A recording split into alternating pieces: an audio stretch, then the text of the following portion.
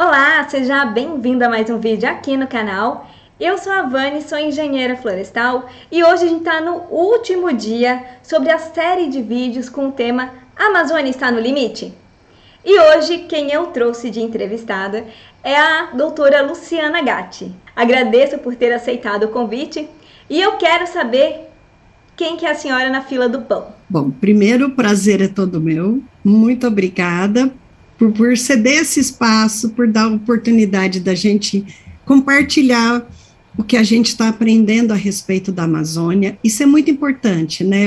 De que adianta a gente fazer ciência, publicar, mesmo uma publicação de alto impacto, ela fica só dentro do meio científico. Então, qual é a mudança que ela causa? O que você contribui com a sociedade?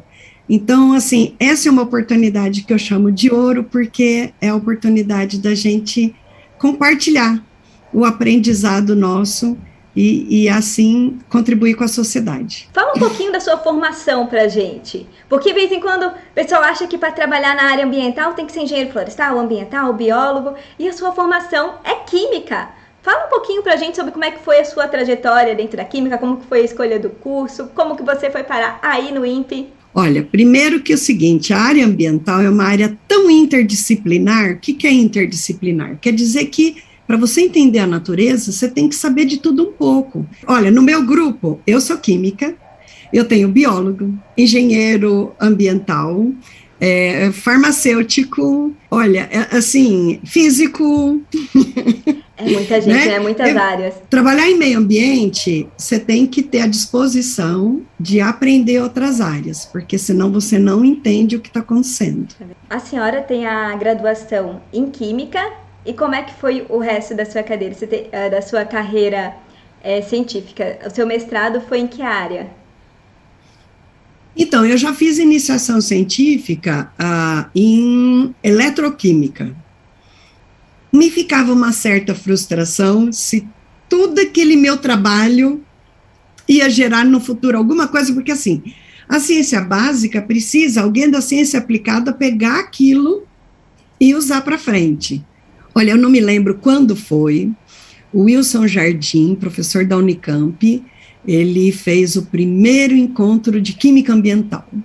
E eu fui lá para Campinas e eu fiquei encantada com aquilo, encantada, sabe? Porque é o estudo da química voltado ao meio ambiente. E eu disse, era exatamente isso que eu queria. Não me lembro se eu já tinha terminado o mestrado, não me lembro em que fase que eu estava. Terminei o mestrado e aí eu comecei o doutorado. E aí eu já passei num concurso na Universidade Federal de São Carlos. Eu estava, acho que no primeiro ano do doutorado, não lembro. Mas eu já dava aula e eu sempre fui apaixonada por química analítica.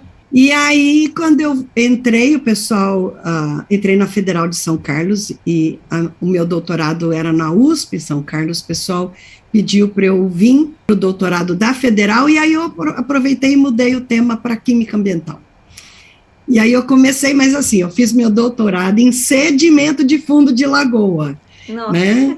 Mas aí acabou o doutorado e eu fui para essa área de química atmosférica. E aí eu fui trabalhar com os gases reativos, os legislados, né, pelo CONAMA. Eu comecei nessa área, eu terminei meu doutorado em 98, e aí eu comecei a participar dos projetos na Amazônia, pesquisando esses compostos. Em 2002 ou 2003, eu entrei num projeto de gases de efeito estufa. Tinha um projeto acontecendo na Amazônia que não tinha tido muito sucesso, porque era assim, vinham os amostradores para cá e coletavam com um avião e depois tinha que voltar para a NOAA lá nos Estados Unidos para analisar. Então, assim, 6 meses depois, os equipamentos estavam voltando para fazer novas coletas.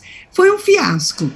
E aí o pessoal percebeu que o jeito do projeto ter mais sucesso seria ter uma réplica do laboratório deles no Brasil.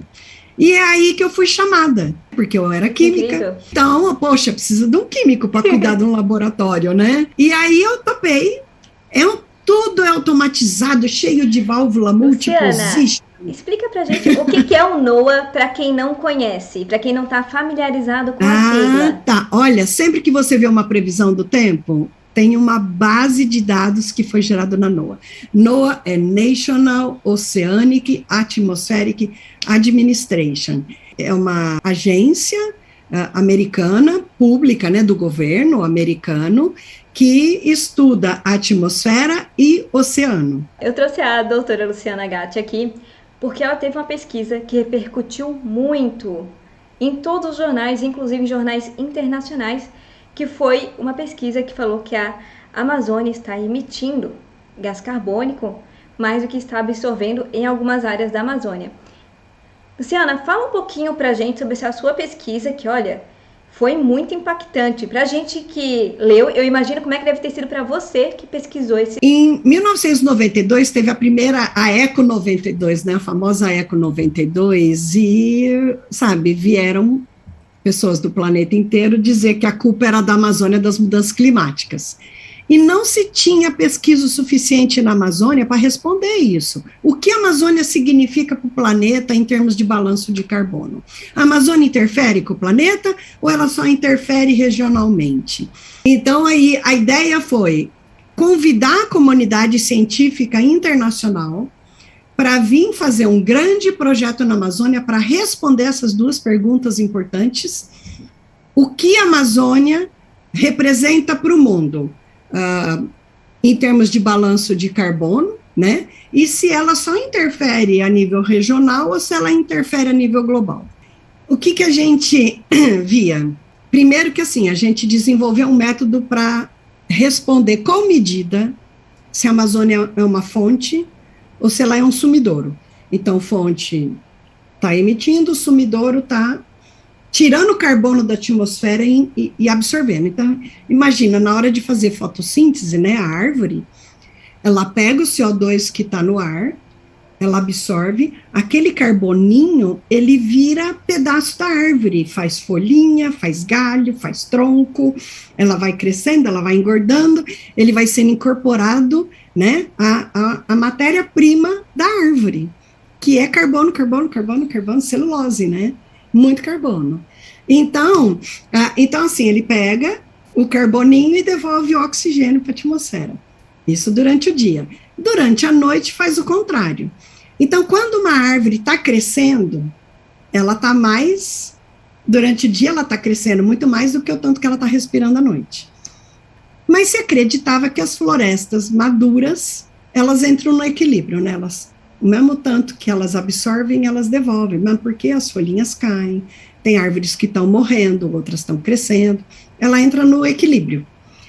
Só que, com a atmosfera cada vez mais rica em CO2, você está estimulando as árvores a incorporar mais CO2. Então, esse é o tal do sink, né, a absorção de carbono, que se acreditava, isso era na teoria, né? Então, assim, os outros métodos, eles são indiretos. Uns medem o tanto que a árvore cresce. Na altura do peito, mede o tronco. Essa é a dendometria, né? A cada 2 anos, eles vão lá e medem, eles escolhem as árvores, põem lá uma fitinha, né? E a cada tempo vai lá e vê o tanto que cresceu aquela árvore. Geralmente, acho que a cada 2, 3 anos, né? E o nosso é no método direto, porque nós estamos medindo o CO2 na atmosfera. Quando você faz estudos, você não tem condição de estudar a Amazônia inteira. Você estuda lá, um lugar aqui, um lugar lá, um lugar lá, um lugar lá, e acredita que a média disso é a média da Amazônia inteira. Você pode estar perto da realidade ou não.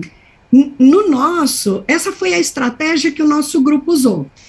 A turma ao qual eu entrei, né, em 2003, eles tiveram a estratégia de usar avião de pequeno porte para fazer medida, porque assim, quanto mais alto você mede, maior é a representatividade da sua amostra. Então, a gente chegou a ter 12 torres. As torres tinham 55, 60 metros de altura. Mas aí, assim, ela está refletindo um resultado mais local. É no máximo ali de 2, 3 quilômetros em volta. Como que você pega a média de 12 torres e diz que isso reflete a Amazônia? E a gente foi para o lado do avião, porque o avião vai até 4 quilômetros de altura, né? E aí ele está medindo toda a região das massas de ar por onde ele passa estão sendo representadas ali. Então, quando a gente expandiu para esses 4 locais, né, 2010 a gente começou a medir nos 4 locais, a gente está com uma representatividade em torno de 80% da Pan-Amazônia, né, a Pan-Amazônia são 8 países. Então, aí a gente começou a medir, e aí a gente realmente, primeiro, foi vendo que a Amazônia é uma fonte, porque quando você olha o perfil vertical, imagina assim, lá em cima é aquela massa de ar que entrou e tem pouca influência do que está acontecendo aqui embaixo. Então, se você pega a tua medida, né, e se vai chegando perto da superfície, a tua medida vai aumentando, significa que a superfície está emitindo. Se ela vai diminuindo, significa que a superfície está absorvendo, está removendo carbono. Eu desenvolvi um negócio que chama perfil médio anual. A cada frasquinho, porque assim, são 2 voos por mês, no ano, 24, se a gente consegue fazer todos. A gente só tem 2 amostradores para fazer. Em média, a gente faz uns 20, 22, em média, né? Por ano em cada um dos 4 locais. A cada um subtrai a concentração de entrada. E por que eu tenho que fazer isso? Porque a concentração mundial, ela vai mudando ao longo do ano inteiro, ela está sempre crescendo. Eu não posso pegar a medida direto. Se eu pego a medida direto, cada ano vai dando assim um valor diferente. Então, eu preciso subtrair a concentração mundial, a concentração que entrou, porque aí eu tenho sempre só a Amazônia, né? Foi isso que eu fiquei 2 anos desenvolvendo 7 métodos. Bom, aí, então, assim, aí a hora que você junta um ano, está crescendo ou está diminuindo? Geralmente, assim, faz uma pluma e aqui embaixo diminui, sabe? Porque a floresta mesmo, ela está absorvendo. Só que a gente tem as queimadas, o desmatamento. Infelizmente, isso é maior do que o tanto que absorve. E assim, então, eu respondo com 100% de certeza. A Amazônia é uma fonte por causa da medida. Então, a gente conseguiu responder essa pergunta que foi feita lá em 1992 com esse nosso projeto. Por quê? Mas por que demorou tanto? Por que vocês precisaram de 9 anos para responder essa pergunta? Porque a gente observou que ano a ano a Amazônia muda muito. Tem ano que é mais chuvoso, tem ano que é menos chuvoso. Tem ano que é mais chuvoso na estação chuvosa, tem ano que é mais chuvoso na estação seca, e a estação chuvosa foi mais seca. Então, assim, tem uma variação muito grande entre um ano e outro. E sabendo disso, é que a gente fez... Quando a gente teve essa grande verba inglesa, a gente achava que com 4 anos de medida a gente ia poder responder essa pergunta. Só que 2010 foi essa grande missão, e aí 2011, uma emissão menor, 12, 13, mas nesses 4 anos, foram 3 mais chuvoso e 1 muita emissão. Será que essa média representa a Amazônia? Foi aí que a gente achou que ia ter que ter uma década, que a gente foi para a etapa número 2, atrás de novos financiamentos, para completar uma década, para responder essa pergunta. Hoje, a gente tem 9 anos de resultado publicado, mas a gente continua medindo. E nesse projeto com a FAPESP, ainda tem verba que nos ajuda, né, a manter, nós vamos até dezembro de 2022. Então, vão ser... fechar os 10 anos? Vai ser os 10 anos completos. 2015 foi incompleto, 2016 só 2 locais, porque a gente conseguiu uma verba, mas não era o suficiente para os 4 locais. Então, a gente só mediu em 2, são 7 anos completos e 2 anos onde a gente usou uma técnica para preencher o espaçamento, né, assim, o buraco de medidas. Senhora Luciana, isso mostra que a gente está tendo um problema mesmo com a Amazônia, né? A sua pesquisa mostra que realmente algo não está certo com essa floresta. E exato, como é que foi a sensação de lidar com isso? Porque isso é uma informação muito forte, porque eu falo que eu fiquei impactada quando falaram exatamente tem esse título mesmo a sua pesquisa, né? Que a Amazônia já não é mais o sumidouro de carbono. E isso mostra que a nossa floresta está chegando num ponto de não retorno? Seria algo parecido com isso? Qual que é o ponto de vista?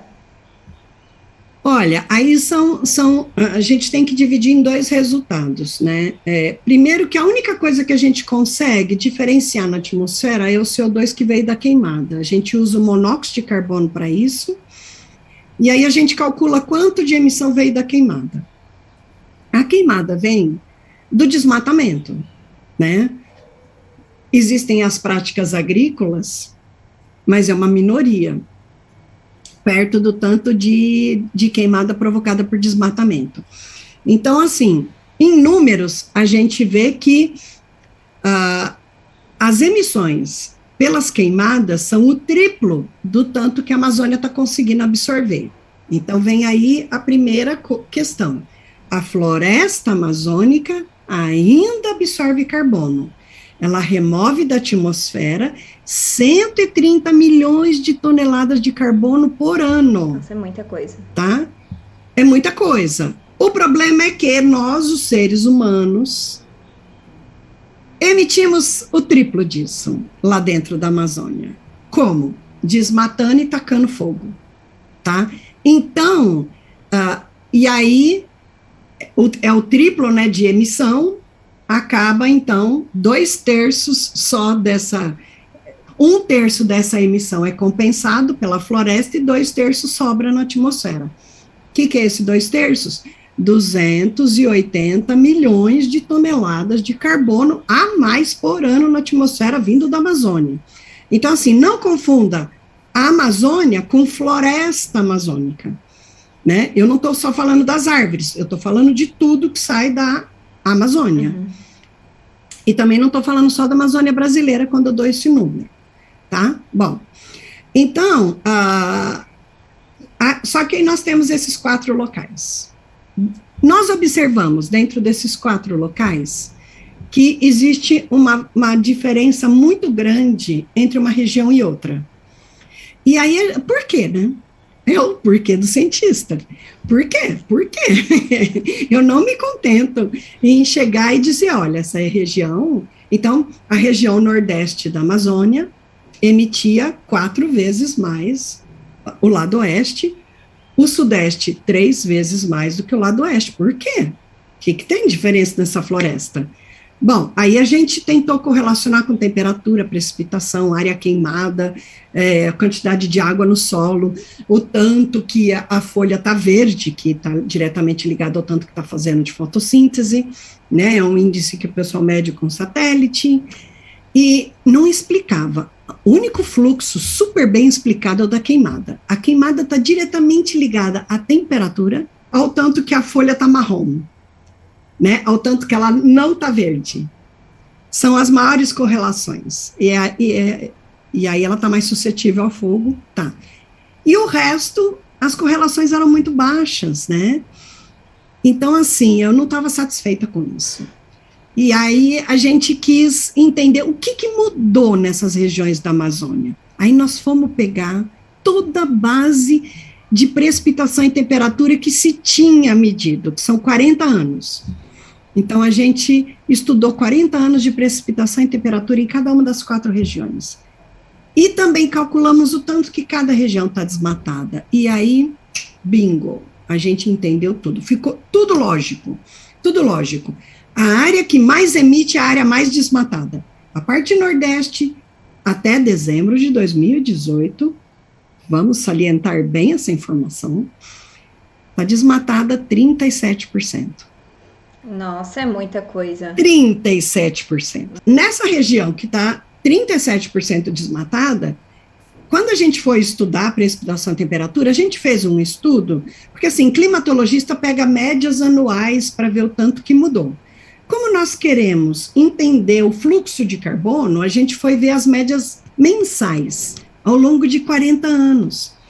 Então, aí a gente viu o tanto que foi mudando esse ciclo ao longo do ano e o tanto que foi perdendo chuva e aumentando a temperatura ao longo do ano.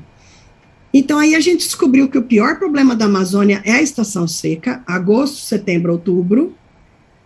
Essa região, 37% desmatada, perdeu 34% de chuva. Nossa. E a média de agosto, setembro, outubro, olha, a média de 90 dias cresceu 2 graus. A região sudeste, e é o maior fluxo de carbono, você vê como tudo vai fazendo sentido? A região sudeste, 28% desmatada, em média, perdeu 24% de chuva e o aumento de temperatura foi 2,5 graus. Se a gente olhar só agosto e setembro, dá 3,1 graus Celsius de aumento. Olha, nem lá na parte muito perto do Polo Norte aumentou tanto a temperatura onde as geleiras estão derretendo. Quer dizer, nós estamos desequilibrando a floresta de uma maneira que não é suportável, sabe? A floresta, ela tem até um ponto, a natureza, ela tem até um ponto de compensar os estragos que a gente faz. Só que a gente já causou mais estrago do que ela dá conta. Observa que nos últimos 3 anos é recorde atrás de recorde de desmatamento e queimada, não só na Amazônia, em tudo quanto é lugar, Cerrado, Pantanal, né? Em tudo quanto é lugar. E recordes atrás de recorde de redução de chuva. Então, assim, a gente tem que entender que tudo está interligado e tudo que a gente faz tem consequência. Então, vamos voltar aqui. Então, o que está acontecendo no Sudeste? São 2 fenômenos. Um é o fenômeno humano, direto, do desmatamento. E o outro é o fenômeno humano indireto, que são as mudanças climáticas globais. Então, vamos lá. A região Sudeste, 28% desmatada, perdeu 24% de chuva, aumentou 2,5% a temperatura agosto, setembro, outubro, só em agosto, setembro, 3,1%, porque aqui se junta a mudança climática global e o desmatamento. O que a mudança climática global está fazendo? Está fazendo que chova mais lá no noroeste, que é a cabeça do rio Amazonas, por isso que está dando bastante cheia. Então, está chovendo mais lá e menos aqui. Faz um efeito assim em diagonal na Amazônia. A Amazônia é um presente divino, que é uma proteção contra as mudanças climáticas. Por quê? Porque é um corpo gigantesco, 7 milhões de quilômetros quadrados de árvores imensas, jogando um rio Amazonas para a atmosfera para fazer chuva e amenizar o aumento da temperatura. Que nós estamos fazendo? Tacando uma picareta na nossa caixa d'água. Estamos reduzindo a chuva e estamos aumentando a temperatura e ainda estamos jogando mais gás de efeito estufa na atmosfera, que aumenta mais ainda a mudança climática e é um rolo compressor em cima da gente mesmo. Somando a área nordeste com a sudeste, eu estou falando de uma área mais ou menos 2 milhões de quilômetros quadrados. Em média, essa área está 27% desmatada até dezembro de 2018. A emissão de carbono aqui é 10 vezes maior do que no lado oeste, que está em média 11% desmatado, até dezembro de 2018. Gente, veja, não é direto, não é proporcional, né? Nós temos 11% desmatado e aqui 27%, aqui emite 10 vezes mais carbono que aqui. Por quê? Porque a emissão não é só o tanto que o desmatamento provoca. O fato dessas regiões estarem muito desmatadas e elas estão perto de 30 ou acima de 30, tem regiões ali que está 43% desmatada em média, regiões grandes, até dezembro de 2018, essas regiões, elas estão provocando um estresse muito grande na floresta na estação seca. Por quê? Porque, veja, são árvores de floresta tropical úmida. Precisa de muita água, de temperaturas amenas, né? Então, o que está acontecendo? Essa árvore, ela passa por 3, 4, 5 meses com uma precipitação abaixo de 50 milímetros de chuva. Tem regiões que ela está há 5 meses desse jeito. E temperaturas altas. Gente, eu estou falando da temperatura média de meses. Se a gente fosse considerar a temperatura máxima, está mais de 5 graus o crescimento dessa temperatura máxima. Está alguma coisa entre 5 a 10 graus maior. O que está acontecendo? As árvores estão mais morrendo do que crescendo nessa região sudeste. Nossa. Por causa desse estresse gigantesco. Então, assim, a própria floresta, na região sudeste, ela é 1/3 da emissão total de carbono. Por quê? Porque ela está mais decompondo do que absorvendo carbono. E os outros 2/3 é desmatamento e queimada. Por que está acontecendo da Amazônia está perdendo a capacidade de absorver carbono? Onde que ela está perdendo? Nas áreas muito desmatadas. Então, assim, as áreas com desmatamento acima de 20%, no mínimo, está reduzindo o tanto de absorção de carbono, ao ponto de, nessa região sudeste, tá até a floresta ter virado uma fonte. Isso já é uma condição de não retorno? Olha, é difícil saber. Da mesma maneira que a gente vê que, assim, existe uma série... Vamos pensar na natureza como um joguinho de dominó? Você faz assim e todo o resto vai caindo? A gente tem que entender que na natureza tudo está interligado. As árvores, com os bichinhos, com as bactérias, com os pássaros, com o bichinho roedor que vai lá, que come a sementinha, ela passa dentro do intestino dele, aí ele, quando defeca com a sementinha, ela está pronta para germinar e virar outra árvore. Tudo está interligado. Quando a gente interfere, né, a consequência é tremendamente maior. Então, assim, o que está acontecendo? A cada ano que passa, a estação seca está mais seca, mais quente e mais longa. Então, são duas coisas que estão acontecendo. E o povo lá desmatando. Aí eles desmatam na estação chuvosa. O cara espera 3 meses secar para tacar fogo naquela área desmatada. A floresta que está do lado, que não foi desmatada, está super seca também. A cada ano que passa, ela está mais seca. Porque a cada ano que passa, chove menos e está mais quente. Então, o fogo entra na floresta que não foi desmatada. E aí também queima, também vira emissão, que não foi computada naquele método indireto, que o cara conta quanto que foi desmatado. Gerou emissão do fogo. Mas depois toda a área queimada, ao longo do tempo, vai morrendo, vai decompondo, gerando emissão. Ah, mas recupera, rebrota. O tanto que recupera representa só 1/3 do total das emissões. Então tá, já descobrimos aqui. Mas aí tem a floresta que não foi nem desmatada nem queimada. Só que ela também está nesse ambiente super seco e super quente. As espécies mais sensíveis, típicas de uma floresta tropical úmida, vai perdendo condição de sobreviver nessa condição tão inóspita, tão estressante. E aí ela morre. Então, assim, a mortalidade na região sudeste, está maior do que o crescimento, o tanto que essa floresta cresce. E no lado oeste? Olha, o lado oeste está 11% desmatado, a absorção da floresta está conseguindo compensar, em média, todas as emissões humanas. Não é sink, não é absorção, está compensando. No nosso resultado, é uma emissão leve. Mas, considerando a incerteza, vamos chamar de neutro. O grande problema da Amazônia é o estado do Pará e do Mato Grosso. Então, seu que estudo... está super desmatado. Exatamente. Seu estudo mostra que é o impacto direto do desmatamento em cima da emissão de carbono. E, assim, achei muito interessante todas as consequências que foram trazidas, porque é aquilo que quem acompanha aqui o canal já sabe, que a gente está passando por... A Amazônia está mais quente, está mais seca, e os períodos de seca estão mais prolongados. E isso afeta realmente uma vegetação que é acostumada com um clima diferente do que ela está vendo. E isso é uma perda inestimável para a floresta. E não só para a floresta, para a gente também, porque de vez em quando o pessoal coloca lá longe as consequências, sendo que hoje o Brasil está passando por uma seca. E tudo isso está interligado, não veio do nada. E o seu estudo mostra muito isso, que a gente já está enfrentando problemas. Exatamente. Tudo está interligado, e nós somos aí, nós estamos no meio desse dominó, né?